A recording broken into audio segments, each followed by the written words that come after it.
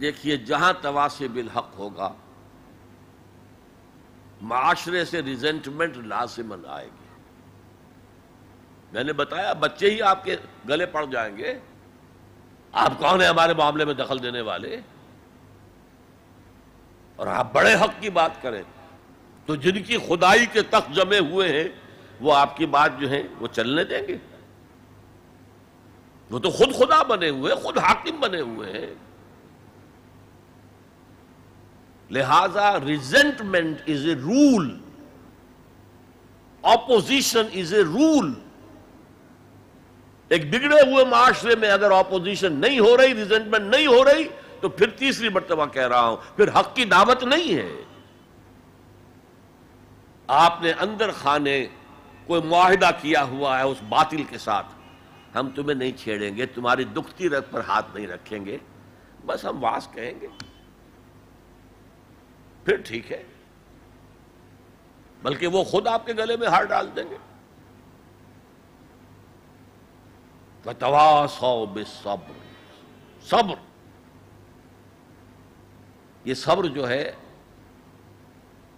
بہت سے معنی میں آتا ہے. صبر علی الاطاعہ، اطاعت پر صبر کرنا. شدید سردی کا موسم ہے، فجر کا وقت ہے، پانی گرم نہیں ہے، ٹھنڈا ہے، اس ٹھنڈے پانی سے بھی وضو کر کے نماز پڑھنا، یہ صبر علی الطاعہ، اللہ کی اطاعت پر صبر. مئی جون کا مہینہ ہے، روزہ سخت ہے، لمبا ترین ہے، صبر کرنا. وَهُوَ شَهْرُ الصَّبْرِ، حضور نے فرمایا تھا جب شعبان کے آخری روز آپ نے خطبہ دیا تھا، یا ایھا الناس قد اظلکم شہر عظیم، اے لوگوں تم پر ایک بہت عظمتوں والا مہینہ سایہ فگن ہو گیا ہے. اس مہینے کی ایک ڈیفینیشن کیا تھی؟ وَهُوَ شَهْرُ الصَّبْرِ، وہ صبر کا مہینہ. ایک ہے صبر عن المعصیہ، معصیت کے مقابلے میں اپنے آپ کو روکے رکھنا. ٹیمپٹیشن ہے. زلیخا نے کیا نہیں کیا تھا حضرت یوسف کے ساتھ؟ یہ روکنا، تھامنا. قرآن مجید میں بھی الفاظ بڑے عجیب آئے ہیں. وَلَقَدْ ہمت بِهِ وَهَمَّ بِهَا لَوْلَا أَن رَأَىٰ بُرْهَانَ رَبِّهِ. وہ عورت تو اس کی طرف بڑھی ہی تھی، وہ بھی بڑھتا اگر وہ اللہ کی کوئی برہان نہ دیکھ لیتا. کیا چیز اللہ نے اس وقت دکھائی ہے؟ جوان آدمی ہے، جوان رانا ہے، ایک عورت بدی کی دعوت دے رہی. روکنا، تھامنا اپنے آپ. اور پھر جب معاملہ آگے بڑھا، رب السجن احب الی مما یدعوننی الیہ، اے اللہ مجھے جیل خانہ زیادہ پسند ہے اس کام سے جس کی طرف یہ عورتیں مجھے بلا رہی ہیں. یہ صبر عن المعصیہ، صبر علی الطاعہ، صبر علی المعصیہ. لیکن ایک صبر وہ ہے جو اللہ کے دین کو قائم کرنے کی جد و جہد میں پرسیکیوشن کے مقابلے میں کرنا پڑتا ہے. جب مکے میں پرسیکیوشن ہو رہی تھی نوجوانوں کی، غلاموں کی، کنیزوں کی، جب صبر کرو، صبر کرو، جھیلو.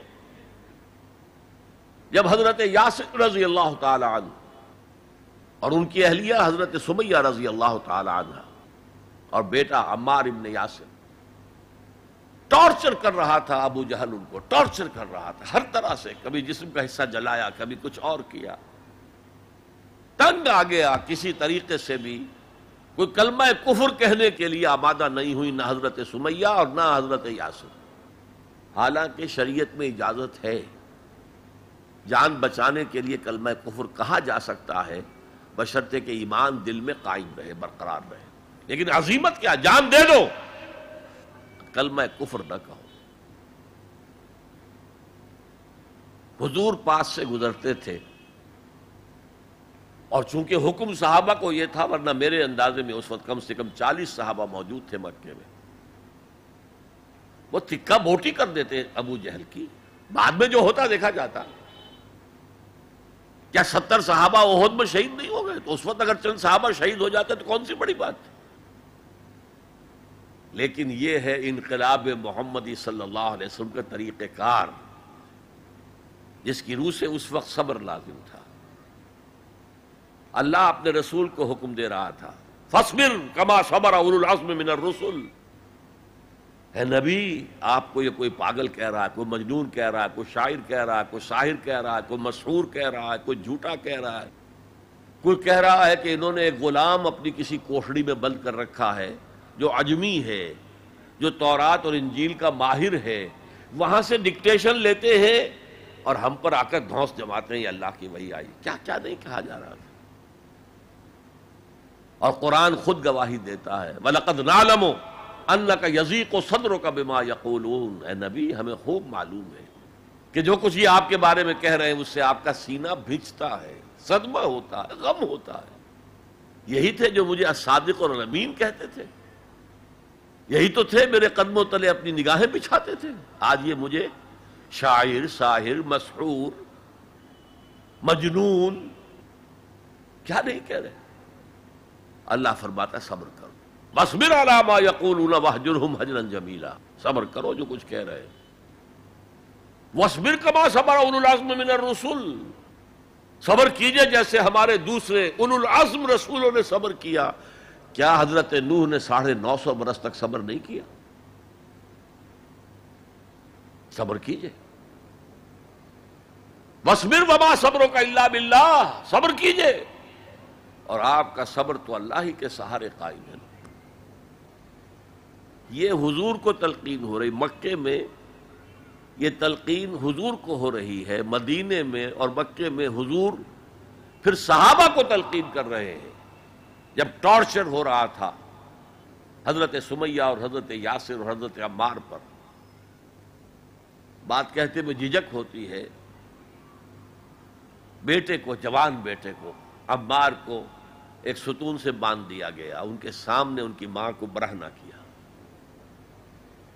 حضور پاس سے گزر رہے ہیں اور کیا کہہ رہے ہیں؟ اصبروا یا آل یاسر فإن موعدکم الجنہ. اے یاسر کے گھر والوں، صبر کرو، تمہارے وعدے کی جگہ جنت ہے، جنت میں تمہارے استقبال کی تیاریاں ہو رہی ہیں، صبر کرو. اور انہوں نے صبر کیا. حضرت سمیہ کے سامنے ابو جہل نے ایک چھوٹا سا بت کوئی پیش کیا، ایک دفعہ کہہ دو کہ ہاں اس میں بھی کچھ ہے، اسے بھی کچھ اختیار ہے، میں چھوڑ دوں گا تجھے. انہوں نے تھوک دیا اس بت کے اوپر، اور غصے میں آ کر اس نے برچھا جو ہے، برہنہ تو کیا ہوا تھا، ان کے شرمگاہ کے اندر مارا ہے جو پورے جسم سے آر پار ہو گیا. یہ تھا صبر. اصبروا اصبروا اصبروا. پھر مدنی دور میں آ کر ایک دوسرا صبر شروع ہو گیا. اب جنگوں کا دور آیا، ہتھیلی پر جان رکھو اور باہر آ جاؤ. وَلَا تَقُولُوا لِمَنْ يُقْتَلُ فِي سَبِيلِ اللَّهِ أَمْوَاتٌ بَلْ أَحْيَاءٌ وَلَٰكِن لَا تَشْعُرُونَ. يَا أَيُّهَا الَّذِينَ آمَنُوا اسْتَعِينُوا بِالصَّبْرِ وَالصَّلَاةِ. اے اہل ایمان، مدد حاصل کرو صبر سے اور نماز سے. إِنَّ اللَّهَ مَعَ الصَّابِرِينَ. یقیناً اللہ صابروں کے ساتھ ہے، صبر کرنے والوں کے ساتھ ہے. وَلَا تَقُولُوا لِمَنْ يُقْتَلُ فِي سَبِيلِ اللَّهِ أَمْوَاتٌ. کبھی نہ کہنا اس کو جو اللہ کی راہ میں قتل ہو جائے کہ وہ مردہ ہے. بَلْ أَحْيَاءٌ وَلَٰكِن لَا تَشْعُرُونَ. وہ زندہ ہیں لیکن تمہیں اس کا شعور نہیں ہے. وَلَنَبْلُوَنَّكُمْ. اور ہم تمہیں لازماً آزمائیں گے. بِشَيْءٍ مِّنَ الْخَوْفِ وَالْجُوعِ وَنَقْصٍ مِّنَ الْأَمْوَالِ وَالْأَنفُسِ وَالثَّمَرَاتِ. خوف سے آزمائیں گے، بھوک سے آزمائیں گے، فاقے آئیں گے، اور جان اور مال اور ثمرات کا ضیاع ہوگا، نقصان ہوگا. وَبَشِّرِ الصَّابِرِينَ الَّذِينَ إِذَا أَصَابَتْهُمْ مُصِيبَةٌ قَالُوا إِنَّا لِلَّهِ وَإِنَّا إِلَيْهِ رَاجِعُونَ. اے نبی بشارت دے دیجئے صبر کرنے والوں کو. صبر کرنے والے کون؟ جب ان پر کوئی مصیبت آئے، کوئی تکلیف آئے، کوئی آزمائش آئے تو وہ کہیں ہم اللہ ہی کے ہیں، اللہ ہی کی طرف ہمیں لوٹ جانا ہے. یہ ہے وہ صبر کہ جو علی الابتلاء، امتحان پر صبر ہو رہا ہے. تو 3 صبر میں نے آپ کو بتائے. صبر علی الطاعہ، اطاعت پر صبر. صبر عن المعصیہ، معصیت سے روکنا. صبر کے معنی اپنے آپ کو تھامنا، روکنا. اسی کے معنی میں لفظ استقاموا جو میں نے آپ کو بتایا تھا، ان الذین قالوا ربنا اللہ ثم استقاموا، جمے رہے. جان جا سکتی ہے لیکن اس کلمہ ایمان سے ہم پیچھے نہیں ہٹ سکتے. اور پھر جو بھی آزمائشیں آئیں برداشت کرو، جھیلو، اور آپس میں ایک دوسرے کو صبر کی وصیت اور نصیحت کرتے رہو. ہو سکتا ہے کسی کی ہمت جواب دے رہی ہو، اس کا حوصلہ بڑھاؤ، اس کے سامنے مثال پیش کرو خود صبر کر کے. خربوزے کو دیکھ کر خربوزہ رنگ پکڑتا ہے. جماعت زندگی کی یہ برکات ہوتی ہے. کونوا مع الصادقین، صادق لوگوں کے ساتھ رہو، جڑے رہو، تاکہ تمہارے اندر اگر کبھی کوئی کمزوری کا پہلو آئے تو اللہ تعالی اس جماعتی زندگی کی برکت کے طفیل سے تمہیں اثر نو کمر ہمت کسنے کی توفیق عطا فرمائے. یہ ہے اس سورہ مبارکہ کا ذرا گہرائی میں اتر کے تجزیہ. اب یہ نوٹ کر لیجئے کہ یہ چار چیزیں چار پلرز کے مانند ہیں: ایمان، عمل صالح، تواصی بالحق، تواصی بالصبر. ان میں متوازن انداز میں ترقی ہونی چاہیے. میں نے مثال دے دی، ایک شخص انتہائی نیک انتہائی نیک انتہائی نیک، لم یعصک طرفۃ عین، اے اللہ اس شخص نے تو پلک جھپکنے جتنی دیر بھی معصیت میں بسر نہیں کی، لیکن تواصی بالحق اور تواصی بالصبر نہیں ہے تو وہ سارا عمل زیرو. اقلبھا علیہ وعلیہم. ایمان بڑھانے کے لیے، ایمان بالغیب کو ایمان بالشہود بنانے کے لیے مراقبے ہو رہے ہیں، چلہ کشی ہو رہی ہے، یہ ہو رہا ہے وہ ہو رہا ہے، لیکن میدان میں آنے کو تیار نہیں ہے. باطل خوشیاں منا رہا ہے. اور مست رکھو ذکر و فکر صبح گاہی میں انہیں، پختہ تر کر دو مزاج خانقاہی میں انہیں. انہوں نے ہمارے لیے کھلا میدان چھوڑ دیا، لگے ہوئے خانقاہوں میں، نکل کر خانقاہوں سے ادا کر رسم شبیری کہ رسم خانقاہی ہے فقط اندوہ دل گیری. میدان میں آؤ. والعصر ان الانسان لفی خسر الا الذین آمنوا وعملوا الصالحات وتواصوا بالحق وتواصوا بالصبر. شاید آپ نے نوٹ کیا ہو، میں نے شروع کی جو دعائیں ہوتی تھیں ان میں آج یہ دعا ایڈ کی تھی: اللہم ربنا اجعلنا من عبادک الذین آمنوا وعملوا الصالحات وتواصوا بالحق وتواصوا بالصبر. پروردگار اپنے فضل و کرم سے ہمیں ان لوگوں کے زمرے میں شریک کر دے جو ایمان لائے جیسے کہ ایمان لانے کا حق تھا، جنہوں نے عمل صالح کما حقہ ادا کیا، جنہوں نے تواصی بالحق کا حق ادا کیا، اور جو پھر صبر میں پورے اترے. بارک اللہ لی ولکم فی القرآن العظیم ونفعنی وإیاکم بالآیات والذکر الحکیم. انہ تعالی جواد کریم ملک بر رؤوف رحیم.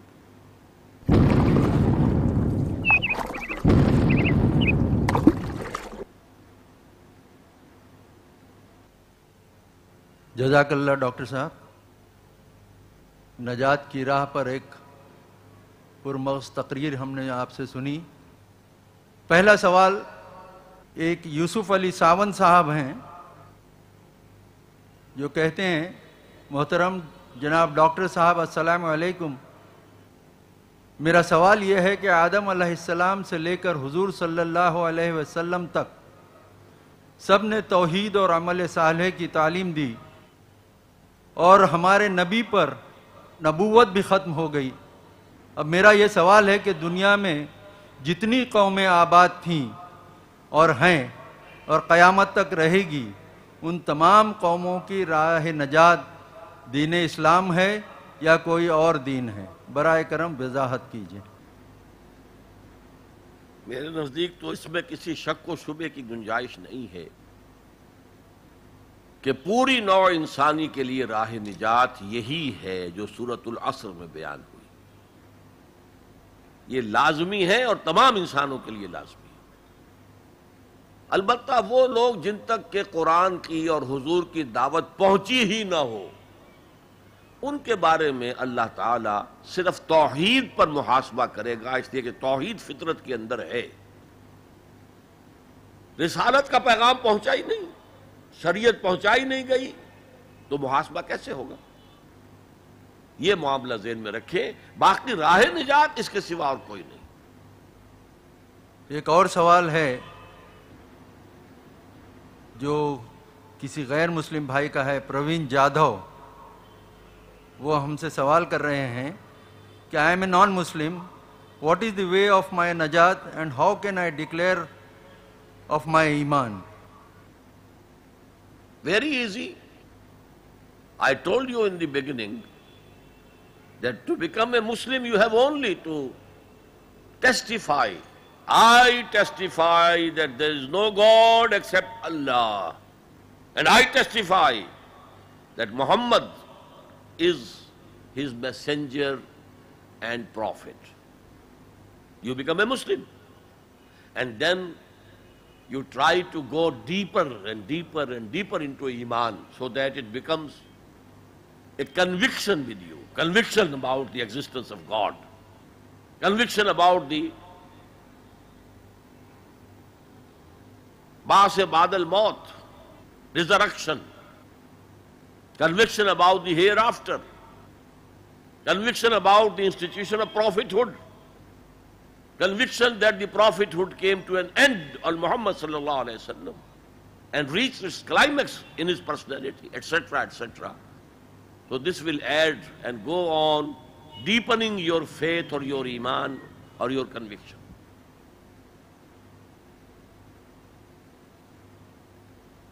عابد صاحب کا ایک دوسرا سوال تھا، نجات میں حقوق العباد اور حقوق اللہ کے کتنے اثر انداز ہوں گے، یا پھر صرف ذاتی عمل کی بنیاد پر نجات ملے گی؟ میں نے کل آپ کو ایک حدیث سنائی تھی کہ محض ذاتی عمل کی بنیاد پر کسی کو نجات نہیں ملے گی جب تک کہ رحمت خداوندی دستگیری نہ کرے۔ اس لیے کہ کون سا انسان ہے جو خطا کار نہ ہو؟ کل بنی آدم خطاؤون وخیر الخطائین التوابون۔ اس اعتبار سے رحمت خداوندی ضروری ہے، البتہ یہ کہ اس کے لیے ایمان اور عمل صالح اور تواصی بالحق اور تواصی بالصبر کرنے کی حتی الامکان کوشش کرنا، یہ آپ کا فرض ہے۔ سید فہیم اختر صاحب، ان کا سوال ہے، سب سے پہلے تو شکر ہے اللہ کا کہ آپ ہمارے بیچ یہاں ہیں، اور پھر ڈاکٹر ذاکر نائک صاحب کے مشکور ہیں کہ انہوں نے یہ اہتمام کیا۔ دعا ہے کہ اللہ تعالیٰ آپ لوگوں کی کوششوں کے بہترین نتائج ہم سب کو دکھائے، آمین۔ سوال، کیا پڑوسی اگر ہندو یا عیسائی ہو، یعنی کہ غیر مسلم ہو، تو بھی وہ حدیث جو آپ نے پڑوسی کے بارے میں بتائی لاگو ہوتی ہے؟ لازماً لاگو ہوتی ہے، اللہ یہ کہ وہ پڑوسی hostile who towards Islam. if he is not hostile towards اسلام، اگر وہ دشمن نہیں ہے، اگر وہ اسلام کے خلاف کوئی کوشش نہیں کر رہا ہے، کوئی سازش نہیں کر رہا ہے، تو ظاہر بات ہے کہ پھر اس کے حقوق پڑوسی کی حیثیت سے ساقط ہو جائیں گے۔ لیکن اگر ایسا نہیں ہے تو وہ پڑوسی ہے اور پڑوسی کا حق ہے۔ یہاں تک فرمایا کہ اللہ تعالیٰ نے، جبرائیل نے مجھے پڑوسی کے حقوق اتنے بیان کیے، اتنی تاکید کے ساتھ بیان کیے کہ میں یہ گمان کرنے لگا کہ اللہ تعالیٰ پڑوسی کو وراثت میں شامل کر دے گا، یہ پڑوسی کا بھی وراثت میں حصہ ہے۔ یہ حدیث نبوی ہے صلی اللہ علیہ وسلم۔ تو پڑوسی کا حق اپنی جگہ ہے۔ شیخ ناصر پیشے سے میکینیکل انجینئر ہیں، آپ کا سوال ہے کہ آج دور حاضر میں مسلمان طرح طرح کی پریشانیوں سے دوچار ہیں، اس کی کیا وجہ ہے اور اس موجودہ پستی کا کیا علاج ہے؟ میں مختصر ترین الفاظ میں آپ سے یہ عرض کروں گا کہ اس وقت ہم اللہ کے عذاب کے شکنجے میں ہیں۔ کیوں؟ جس قوم کے پاس اللہ کی کتاب ہو اور اللہ کی شریعت ہو اور وہ اللہ کے رسول کے امتی ہونے کے مدعی ہوں، وہ قوم زمین پر اللہ کی ریپرزنٹیٹو ہو جاتی ہے۔ اب اگر وہ قوم اپنے عمل سے مس ریپرزنٹ کرے تو وہ کافروں سے بدتر ہے، غیر مسلموں سے بدتر ہے، پھر ان کو عذاب ملتا ہے۔ آج ہماری ذلت اور رسوائی، ہم سے پہلے بھی ایک امت تھی اور بڑی چہیتی اور لاڈلی امت تھی، ذرا اندازہ تو کیجئے، بنی اسرائیل صحرا میں سفر کر رہے ہیں تو ابر کا سائبان ساتھ ساتھ چل رہا ہے، دھوپ نہ ستائے، کھانے پینے کی ضرورت پیش آئی ہے تو من و سلوہ نازل کر دیا ہے، پانی کے لیے ایک ضرب لگی ہے عصا کی اور 12 چشمے، تاکہ 12 کے 12 قبیلے اپنا اپنا چشمہ معین کر لیں۔ تو یہ ساری جو جن کے اوپر نعمتیں ہوئی ہیں انہی کے بارے میں فرمایا گیا جب انہوں نے بے عملی اختیار کی، بد عملی اختیار کی، شریعت کو پس پش ڈال دیا، اللہ کی کتاب کو پس پش ڈال دیا۔ نبذ فریق من الذین اوتوا الکتاب کتاب اللہ وراء ظہورہم، تو پھر اللہ نے فرمایا ضربت علیہم الذلۃ والمسکنۃ وباؤوا بغضب من اللہ، ان پر ذلت، کمزوری اور مسکنت، کم ہمتی مسلط کر دی گئی، اللہ کے عذاب کے اندر گر گئے۔ اسیرینز آئے، ان کا مقابلہ نہیں کر سکے، انہوں نے سلطنت اسرائیل کو تہو بالا کر کے ختم کر دیا۔ نبوکڈنیزر آئے، اس کا مقابلہ نہیں کر سکے، اس نے لاکھوں کو قتل کیا، لاکھوں کو وہ کیپٹیو بنا کر بیبیلونیا لے گیا، اور حضرت سلیمان کے بنائے ہوئی مسجد کو، جسے وہ ٹیمپل کہتے ہیں، ٹیمپل آف سولومن، اسے گرا کر زمین کے برابر کر دیا، 2 اینٹیں سلامت نہ رہی، یروشلم میں ایک انسان نہ رہا، کوئی متنفس نہ رہا۔ یہ عذاب کیوں آئے تھے؟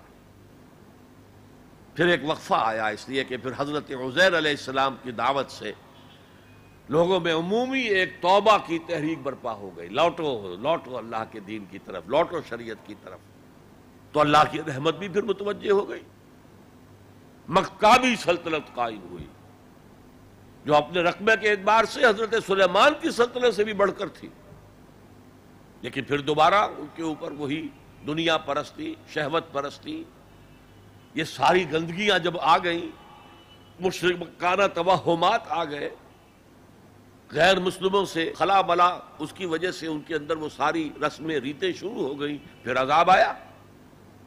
پہلے یونانیوں کے ہاتھوں رگڑا گیا ان کو، سکندر کے ہاتھوں، سلیوکس کے ہاتھوں، اور پھر رومنز کے ہاتھوں رگڑا گیا، یہاں تک کہ سن 70 عیسوی میں ٹائٹس رومی نے، کیونکہ انہوں نے بغاوت کی تھی ان کے خلاف، رومنز کے خلاف، تو حملہ کر کے 1,33,000 یہودیوں کو ایک دن میں قتل کیا۔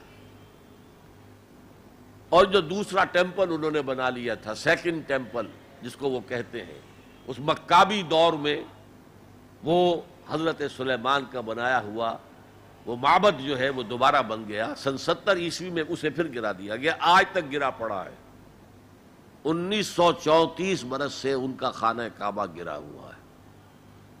یہ اللہ کا قانون ہے، جو امت کتاب اللہ اور شریعت خداوندی کی حامل ہو کر اور طرز عمل اس کا مختلف اور برعکس ہوگا، وہ کافروں سے بدتر ہے اللہ کی نگاہ میں۔ اب علاج ایک ہی ہے،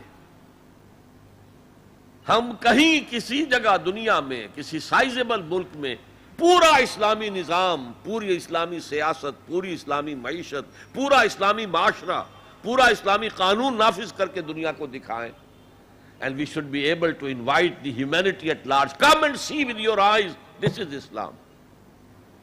یہاں کی برکتیں دیکھو، یہاں ہر شخص کی بنیادی ضروریات ریاست کے ذمے ہیں۔ یہ جو سوشل سیکیورٹی کا کام آج ہو رہا ہے، اسکینڈینیوین کنٹریز کے سوشل سیکیورٹی کا نظام جو ہے دنیا میں کہاں سمجھا جاتا ہے، ٹاپ پر ہے۔ پھر انگلستان میں ہے ان امپلائمنٹ الاؤنس، امریکہ کے اندر بھی ہے، لیکن یہ کہ سب سے پہلا سوشل سیکیورٹی کا نظام خلافت راشدہ میں ہوا ہے، جہاں ہر شخص کی جو بھی بنیادی ضروریات ہیں اس کی کفالت ریاست کے ذمے تھی۔ میں نے جو حال یہاں دیکھا ہے پاکستان میں کبھی نہیں دیکھا. جس طرح کی چھوٹے چھوٹے سے 4 فٹ 6 فٹ 7 فٹ کی ایک لکڑی کی بنی ہوئی کوٹھڑی کے اندر پورا خاندان آباد ہے، اور جبکہ اونچے اونچے محل موجود ہے سامنے. یہ عجیب ملک ہے، ڈیموکریسی میں بہت اونچا، لیکن سوشل سیکیورٹی کا کوئی نظام سرے سے نہیں، سرے سے نہیں. ہمارے ہاں پاکستان میں بھی وہ کوئی اسلامی نظام ہے، جو زکوٰۃ ہے وہ پورا بیت المال کا نظام قائم نہیں ہے جیسے کہ ہونا چاہے. پھر بھی کچھ نہ کچھ زکوٰۃ کا نظام جو قائم کر گئے تھے ضیاء الحق صاحب، اس سے کچھ نہ کچھ غریبوں کی مدد ہوتی ہے. تو بہرحال جب تک ہم دنیا کے سامنے اسلام کی نمائندگی نہیں کریں گے، صحیح اسلام کی اور کامل اسلام کی، اس وقت تک ہمارے حالات میں کوئی بہتری نہیں آ سکتی. صدیقی صدف فاطمہ آپ سے سوال کر رہی ہیں، برائے مہربانی یہ بتا دیں کہ اگر کسی کے دل میں یا قلب میں ایمان کوٹ کوٹ کر بھرا نہ ہو تو اس کے لیے کیا کرنا چاہیے، اور کیا بنا قلبی ایمان کے نجات ممکن ہے؟ قلبی ایمان کے بغیر نجات نہیں ہے. ہاں ایمان کمزور ہو تو میں عرض کر چکا ہوں، ایمان ہو دل میں ہو لیکن اتنا مضبوط نہیں ہے کہ وہ عمل کو پوری طرح ہولڈ کر سکے، عمل کو درست کر دے. تو پھر اگر گناہوں کا پلڑا زیادہ بھاری ہے نیکیوں سے تو سزا ملے گی جہنم کے اندر. البتہ ایک وقت آئے گا نکال کر اور پھر انہیں جنت میں داخل کر دیا جائے گا قلبی ایمان کی وجہ سے. لیکن دوسرا سوال جو اس میں ہے کہ ایمان کہاں سے آئے؟ دیکھیے ایمان پیدا کرنے کے 3 طریقے ہیں. 2 ایزی ہیں، لیکن ان سے ایک ایسا ایمان پیدا ہوتا ہے جس میں شعور کا ایلیمنٹ بہت کم ہے، نہ ہونے کے برابر. کوئی ڈائمنشن اس کی انٹلیکچوئل نہیں ہے. وہ کیا ہے؟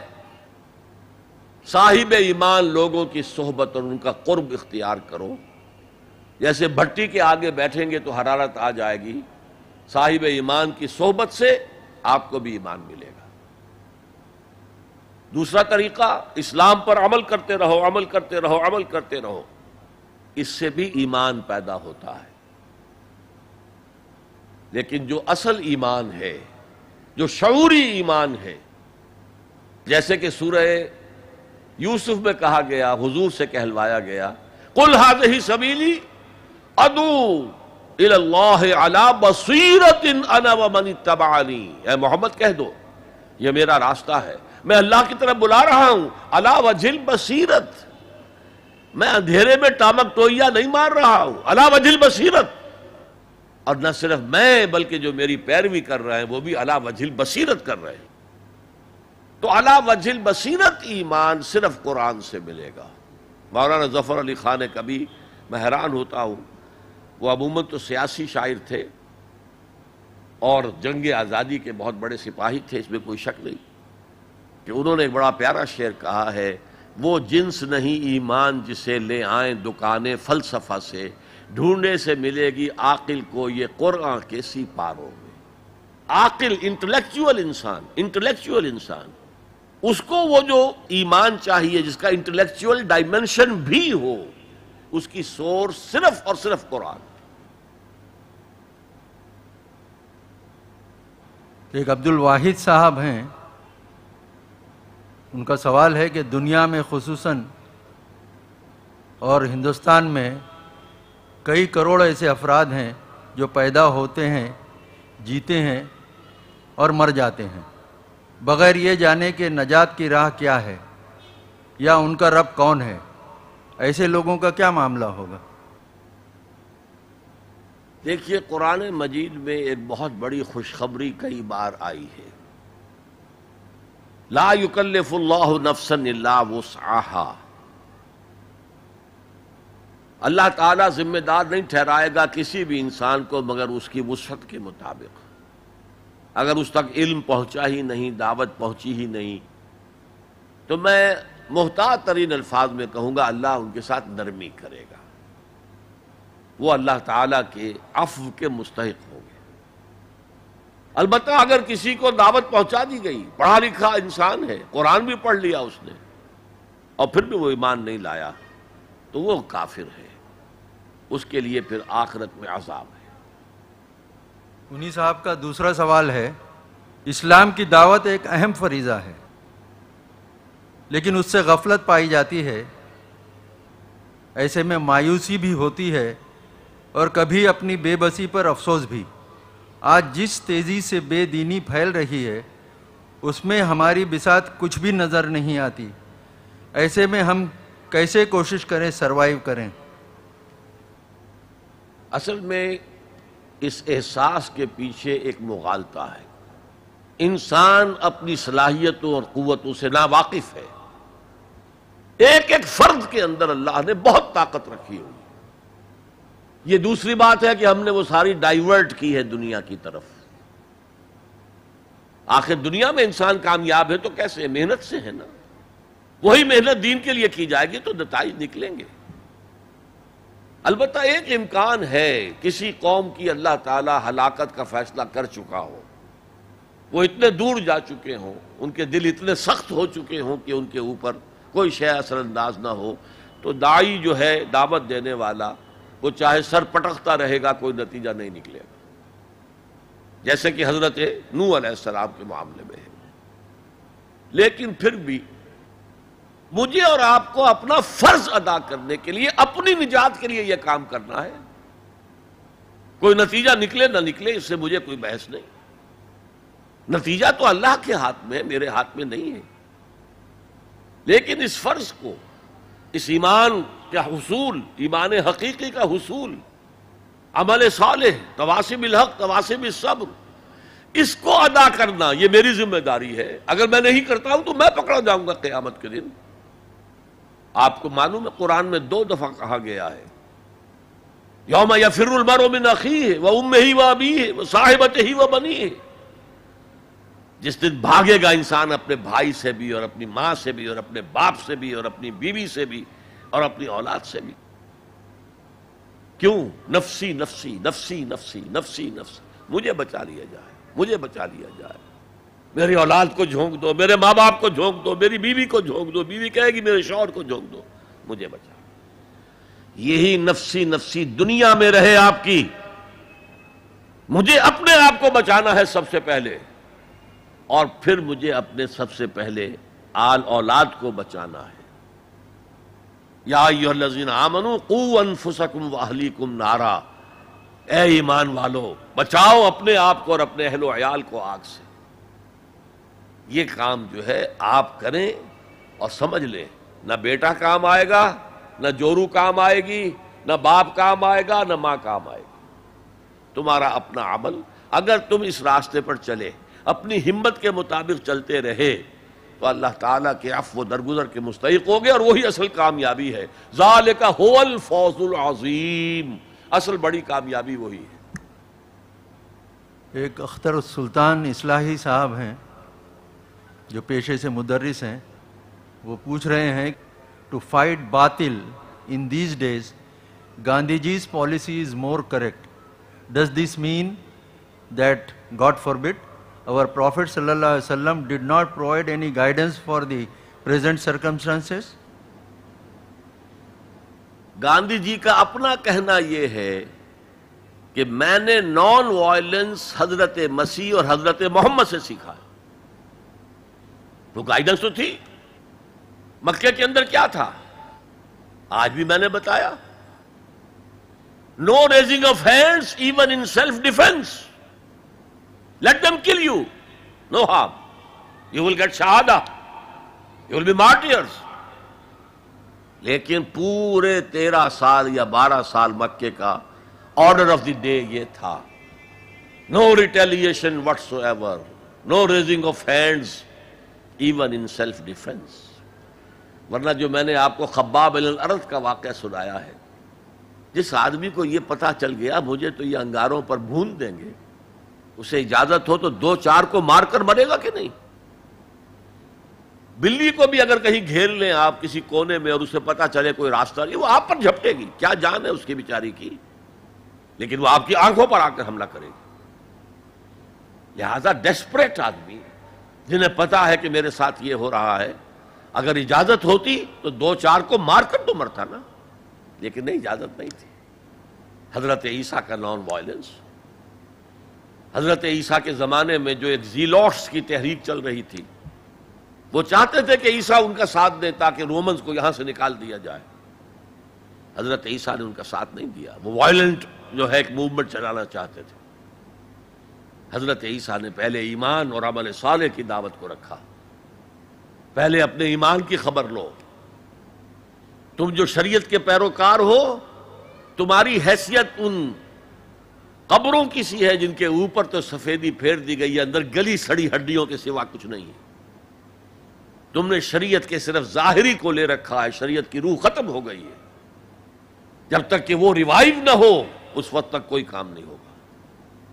تو گاندھی جی نے یہ بات کہی تھی جنہیں آپ سرحدی گاندھی کہتے ہیں، خان عبد الغفار خان، اور خان عبد الغفار خان نے یہ بات بتائی۔ ہمارے ہاں ایک سینئر صحافی تھے میم شین، محمد شفیع، اور انہوں نے مجھے بتائی، میں نے پوری روایت جو ہے اس کا سلسلہ بھی آپ کے سامنے بیان کر دیا۔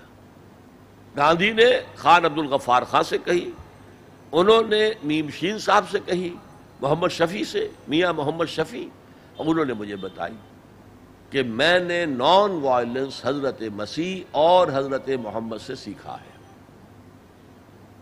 فہیم ارشد انصاری، آپ کا سوال ہے، اس وقت دنیا میں مسلمانوں کا امیر کون ہے؟ کس کے ہاتھ میں خلافت ہے؟ اس وقت نہ کوئی خلافت ہے، نہ مسلمانوں کا کوئی امیر ہے، انتشار کا دور ہے، 50-60 ملک ہیں، اول تو ان کی اپنی ہے نیشنلزم، پھر ان کے اندر ایتھنک، لنگوسٹک، ہر طرح کی نیشنلٹیز ہیں۔ تو یہ تو ہمارے زوال کی انتہا کا دور ہے۔ یہاں کہاں جامعیت، کون امیر؟ ہاں یہاں جماعت ایک اثر نو بنانی پڑے گی جس کا کوئی امیر ہو اور جس کے ساتھ بیعت کی جائے کہ جو تم کہو گے ہم کریں گے، اور سب سے پہلے اپنے کردار کی اصلاح ہو، اپنی ذات پر اپنے گھر میں دین کو نافذ کیا جائے اور پھر سامنے آیا جائے۔ یہ کام اثر نو ہوگا۔ جیسے حضور کے زمانے میں آپ نے ایک نئی جماعت بنائی، قدیم جو اہل ایمان تھے موجود تھے کہ نہیں وہاں؟ یہودی مسلمان تھے کہ نہیں وہ پہلے کے؟ اور حضور کو بڑی توقع تھی کہ وہ تو میرا ساتھ دیں گے۔ اللہ تعالیٰ نے کس طریقے سے آپ کو مایوس کیا، لن ترضی عنک الیہود ولا النصارى حتی تتبع ملتہم۔ اے نبی کوئی توقع نہ رکھو ان یہود اور نصارہ سے، وہ کبھی راضی نہیں ہوں گے آپ سے جب تک کہ آپ ان کی پیروی نہ کریں۔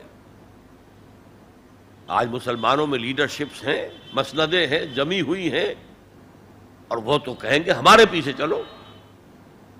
لہذا ایک نئی جماعت جو خالص اسلامک آئیڈیالوجی پر ہو، فرقہ بندی پر نہ ہو، کسی مسلک کی بنیاد پر نہ ہو، جس کا مقصد کلیئرلی یہ ہو کہ اللہ کے نظام کو قائم کرنا ہے، ایسی جماعت اثر نو قائم کرنی ہے۔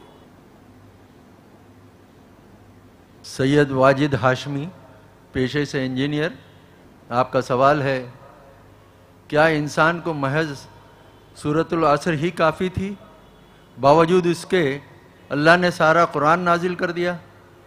تو اللہ ہم سے کتنی انسیت رکھتا ہے، اس کے پیمانے کی پیمائش کیا ہے؟ اللہ تعالیٰ کا اپنے خلق سے محبت کا معاملہ یہ ہے کہ اللہ کہتا ہے کہ میں نے اپنی رحمت کے 100 حصے کیے، ایک حصہ تمام مخلوقات میں تقسیم کر دیا۔ حیوانات میں بھی ماں کو اپنے بچڑے سے جو محبت ہوتی ہے وہ بھی اس ایک حصہ رحمت کا ظہور ہے۔ انسانوں میں بھی آپس میں جو محبت ہے تو وہ 1% رحمت کا ظہور ہے، 99 حصے میرے پاس ہے۔ لہذا اللہ تعالیٰ کو الخلق عیال اللہ، تمام مخلوق اللہ کے کنبے کے مانند ہے. اللہ کو انسانوں سے بہت محبت ہے، ودود ہے. ودود کہتے ہیں جس بہت ہی محبت کرنے والا. ہاں غلط کام کرو گے تو سزا بھی دے گا. دونوں شانیں بیک وقت سامنے رکھنی چاہیے. اگر آپ زیادہ اس کی غفاری پر دھوکہ کھا گئے تو بھی مارے جائیں گے، اور اگر اس کی مغفرت سے مایوس ہو گئے تب بھی مارے جائیں گے. اس لیے کہ مایوسی کفر ہے. مایوسی کے بعد قوا جواب دے جاتے ہیں، ہمت ختم ہو جاتی ہے، عمل کا جذبہ باقی نہیں رہتا. لہذا انسان کا اللہ کے ساتھ رشتہ ہونا چاہیے ما بین الخوف والرجاء.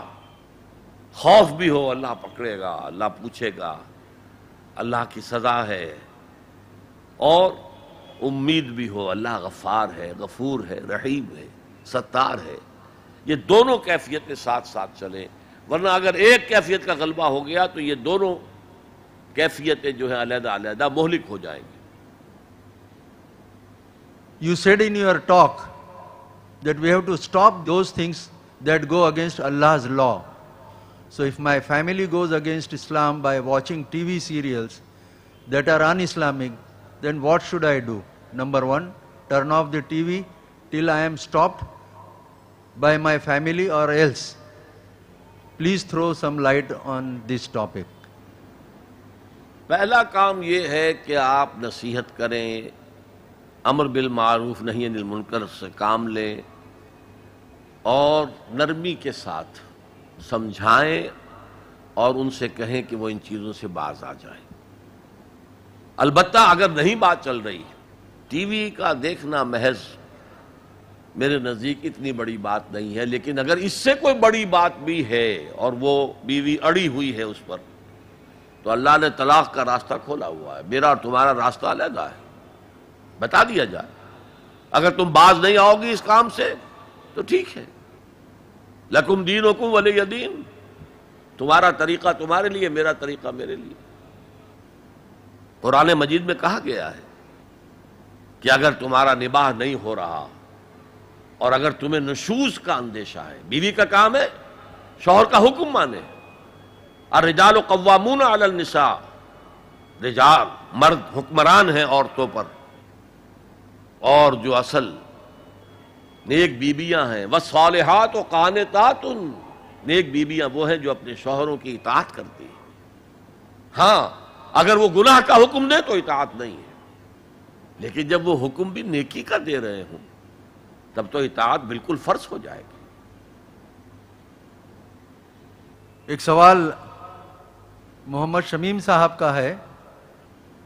تو کہتے ہیں کہ دلیل دی جاتی ہے کہ ہر نفس جو کرتا ہے وہ پہلے سے طے شدہ ہے، پھر ہم اچھے اور برے عمل و فعل کیسے کریں یا کرتے ہیں؟ یہ بڑا پیچیدہ مسئلہ ہے قدر کا. تقدیر کا جو تصور ہمارے ذہنوں میں ہے وہ صحیح نہیں ہے. قدر کہتے ہیں اندازے کو، ایویلویٹ کرنا، کسی چیز کی قدر و قیمت کا اندازہ کرنا. اللہ نے ہر جاندار کے لیے ایک اندازہ مقرر کر دیا. مثلا چھوٹی سی چڑیا ہے اور وہ ہوا میں اڑتی پھر رہی ہے. انسان ہوا میں نہیں اڑ سکتا. مشین بنا کر ہوائی جہاز میں اڑ جائے، خود تو نہیں اڑ سکتا. تو یہ ہر نوع کی ایک تقدیر ہے. اسی طریقے سے ہر انسان کی بھی کچھ لیمیٹیشنز ہیں. ہر انسان کو دو چیزیں ملتی ہیں جس میں اس کا کوئی دخل نہیں. اسے والدین کی طرف سے جینز مل رہے ہیں، اس کے اثرات اس کی شخصیت پر ہوں گے. پھر جس ماحول میں اسے پیدا کیا گیا ہے اس ماحول کے اثرات ہوں گے. ان دونوں سے مل کر شاکلہ بنتا ہے. قرآن مجید نے شاکلہ کہا ہے.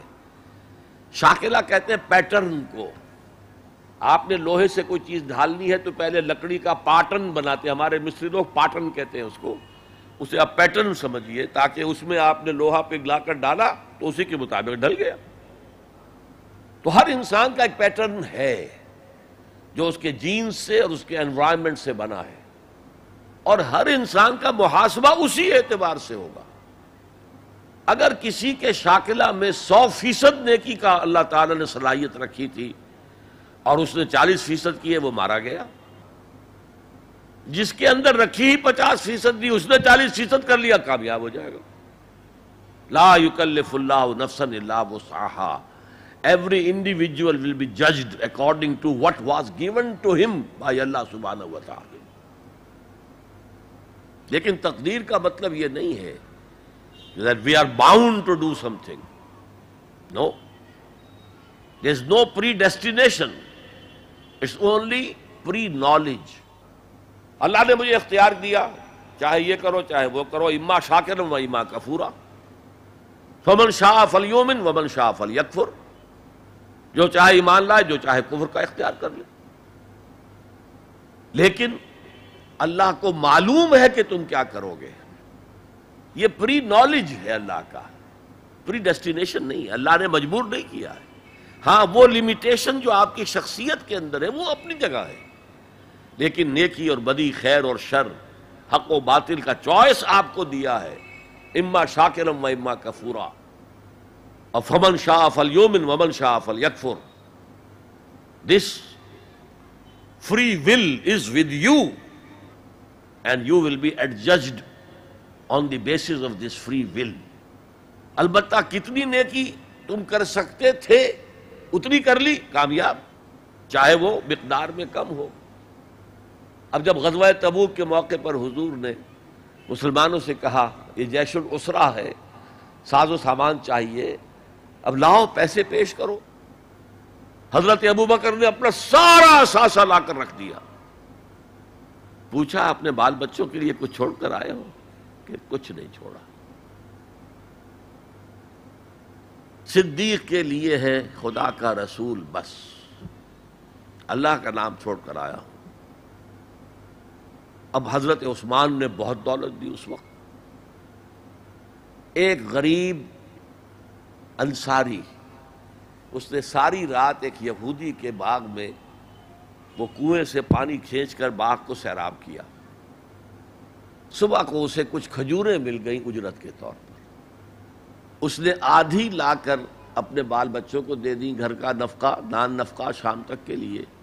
آدھی حضور کے سامنے لا کر رکھ دی. جو منافقین موجود تھے انہوں نے تمسخر اڑایا.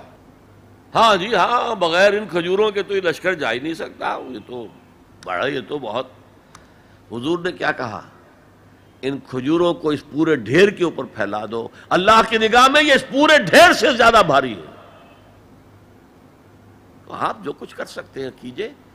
اللہ تعالیٰ کی لاٹھی اندھے کی لاٹھی نہیں ہے جو برابر چلے سب پر، بلکہ ایوری انڈیویجول اس کے علیحدہ علیحدہ حساب ہوگا. اللہ کا کمپیوٹر بہت بڑا ہے، بہت بڑا ہے، بہت بڑا ہے. وہ ہر ایک کی قدر و قیمت کا تعین کر لے گا. اگلا سوال، آپ نے کہا تھا جس نے قرآن کو جھٹلایا وہ عنقریب خسارے میں ہے. تو قرآن اور حدیث کی کتابیں ہونے کے باوجود بھی ہمارے علماء مسجدوں میں، گھروں میں اور درسوں میں قرآن کی باتیں چھوڑ کر بزرگوں اور اماموں کی کتابیں کثرت سے پڑھتے اور پڑھاتے ہیں. کیا ہمارے علماء یہ نہیں جانتے کہ قرآن ہی بخشش کا ذریعہ ہے اور قرآن میں ہی سب فضائل اور مسائل ہیں؟ پھر وہ ایسا کیوں کرتے ہیں؟ تسلی بخش جواب دیں. میرے پاس یہ اختیار تو نہیں ہے کہ آپ کی لازماً تسلی کرا دوں. البتہ میں عرض کرتا ہوں، علماء کرام کو برا بھلا کہنے کی بجائے اپنے گریبانوں میں جھانکیے. آپ خود کیوں نہیں پڑھتے دین کو؟ آپ نے ڈاکٹری پڑھی، آپ نے انجینئرنگ پڑھی، آپ نے MBA کیا، آپ نے کمپیوٹر سائنس کے اندر MSc کیا، آپ کیوں نہیں پڑھتے؟ آپ نے یہ مولوی پروفیشن کریٹ کیوں کیا ہے؟ اسلام میں کوئی مولوی پروفیشن نہیں ہے. اسلام میں نہ پاپائیت ہے نہ برہمنیت ہے. ہر مسلمان کو اس قابل ہونا چاہیے کہ نماز پڑھائے. ہر مسلمان کو اس قابل ہونا چاہیے اپنی بیٹی کا نکاح خود پڑھائے. ہر مسلمان کو اس قابل ہونا چاہیے کہ اپنے باپ کا جنازہ خود پڑھائے. جو دعا اس کے دل کی گہرائی سے نکلے گی وہ کسی عالم دین کے دل سے نکل سکتی ہے.